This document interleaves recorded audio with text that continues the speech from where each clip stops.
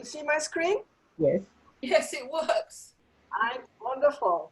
As you can see, my speech will have a distinct vintage flavor, and I hope you will enjoy that. It starts by those students weaving, and sun tanning on the weaving deck at Haystack Mountain School of Craft. I am not an educator, I am an art historian, basically. 13 years ago, Professor Leslie Miller invited me to speak at the Royal College of Art in London at a discussion between contemporary textile practitioners, curators, and academics. The images that I used at the time to illustrate my presentation were all unpublished archival material from the Lausanne International Tapestry Biennials that took place in Switzerland between 1962 and 1995. I remember very clearly at the end of the discussion, a good number of MA students coming up to me to tell me how surprised they had been to discover textile works from the 60s and 70s, and how amazingly contemporary they looked.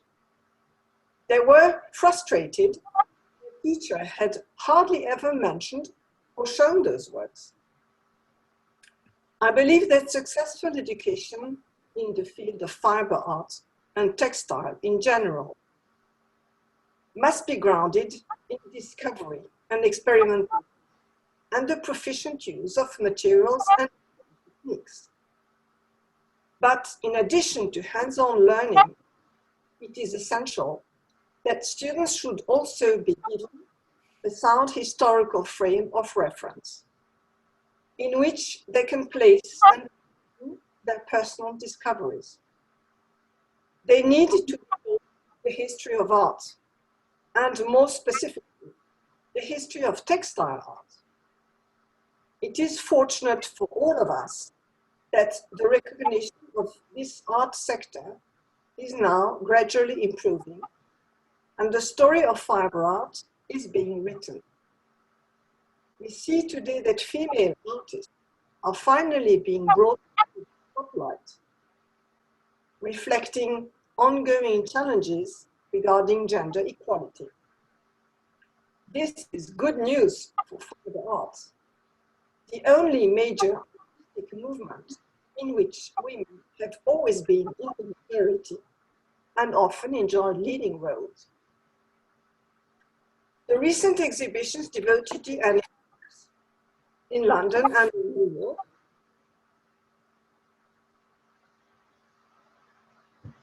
Sorry, I hear some Bulgarian through my speech. Any problem? No? Those exhibitions highlighted the importance of her pioneering work in weaving.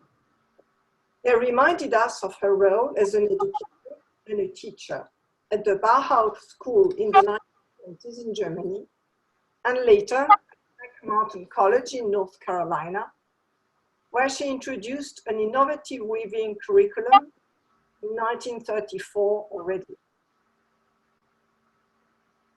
In Switzerland, at the same period, the sculptor Sophie Teuber-Arp was an influential teacher in Zurich. Her most well-known student was Elsie Giog, who turned out to be an important driving force in Swiss textile art.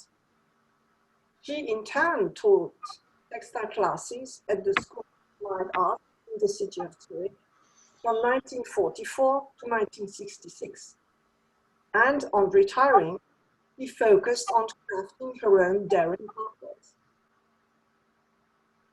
Both artists, each in her own way, gave weaving a modern art form. And in their capacity as teachers, both had a profound influence on a new generation of art in the field of textile art. Here are some examples of two very famous students at Black Mountain College, Ruth Azawa and Claire Zeitzler.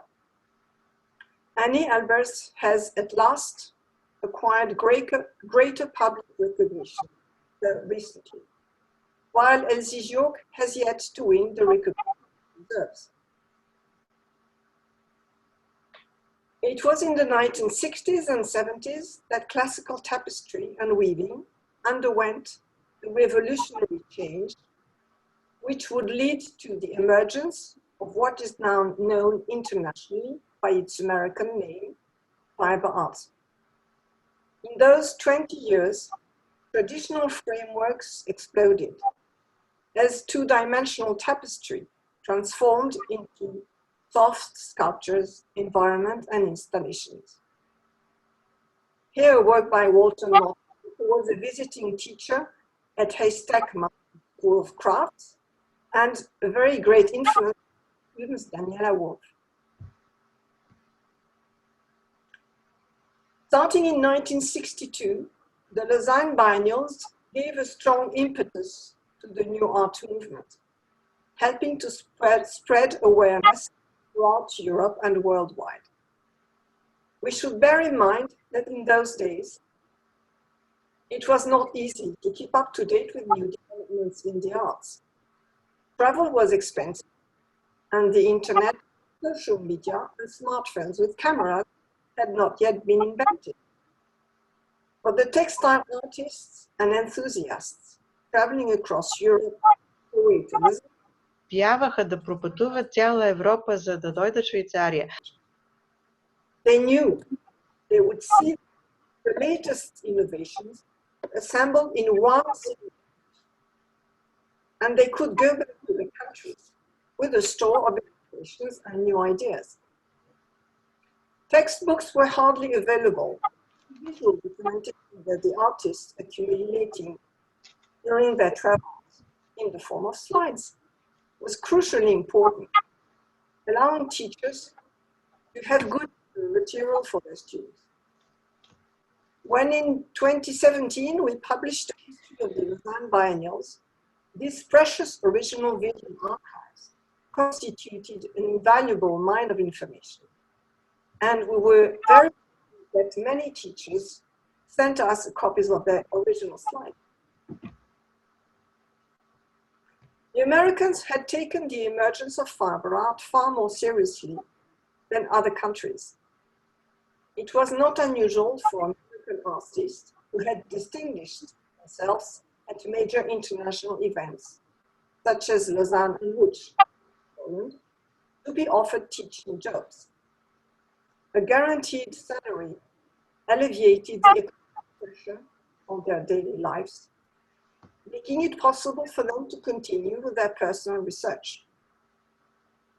Newly established academic departments devoted to the study of textile techniques were of great benefit to the medium. Besides Black Mountain College, other leading schools in America, such as the Cranbrook Academy in Michigan, where Gerhard Knoll taught for 7 years, and the School of the Art Institute in Chicago, where Anne Wilson, a student of Gerhard Knoll, now teaches. All these schools have played a very important role. Thanks to the artists of the city, the torch was passed on to the next generation.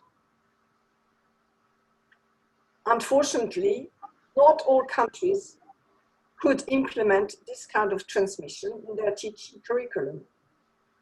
Therefore, it was all the more important that the school should welcome foreign students. And I'm thinking of the Colombian artist Olga Villamahal, who went back to her country to teach also there. In Switzerland, the city of Zurich was a leader of weaving, embroidery, and later textile design until 2004, where the torch was to the city of Lucerne. Lausanne, the city of origin of the tapestry biennials, and the cradle in a way of the tapestry movement, unfortunately, never introduced a study program devoted to it. That textile art and weaving were rarely included in education choices might well explain why it suffered a period of very decline in my country in the 1990s and 2000s. The future of textile art, its dissemination and success, rests on 3 pillars: inspirational teaching establishments, innovative exhibitions, and quality publications. For example, coupling a museum with a school, as it is practiced at the Chicago Art Institute, for example, is a formidable means of mutual enrichment. Public fiber art collections are rare and deserve to be enriched before it is too late, and before those works are lost due to their intrinsic fragility. Indeed, despite the amazing progress in digital imaging, for students, nothing can ever replace a face-to-face experience with the artwork itself.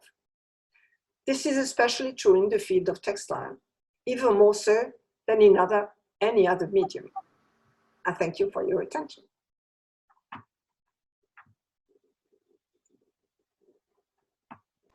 Thank you also.